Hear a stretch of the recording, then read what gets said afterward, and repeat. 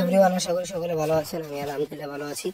তো আজকে যে বিষয় নিয়ে আমি কথা বলবো সেটা আপনাদের সকলের জানা দরকার, যে ব্যাটল অফ কালওয়ান ভ্যালে, যেটা আমাদের সাল্লু ভাইয়ের ছবি, সেটার শুটিং নাকি অফ হয়ে গিয়েছিল। তো এটার শুটিং আবার পুনরায় চালু হয়েছে। ইয়েস, এই যে ফুটটা দেখতে পাচ্ছেন, এটাই শুটিং শুরু হয়ে গিয়েছে। তো এই শুটিং শুরু হওয়ার থেকে গতকাল থেকে শুটিং শুরু হয়েছে এবং টানা শুটিং চলবে। এই ছবির বাজেট থাকে ওই 60 থেকে 65 কোটি, অর্থাৎ সালমান খানের বাজেট ছবির মধ্যে সব থেকে কম বাজেটের ছবি এটা, বুঝছেন। এবং এটা থেকে এখন সুপার হিট হওয়া থেকে কেউ আটকাতে পারবে না, কারণ তার খারাপ থেকে খারাপ ছবিও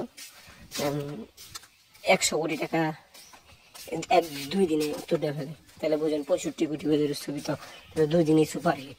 তার মানে কাম ব্যাক করার জন্য সাল্লু ভাই এত সুন্দর একটা সিদ্ধান্ত নিয়েছেন। তো থ্যাংক ইউ, ধন্যবাদ পুরো ভিডিও।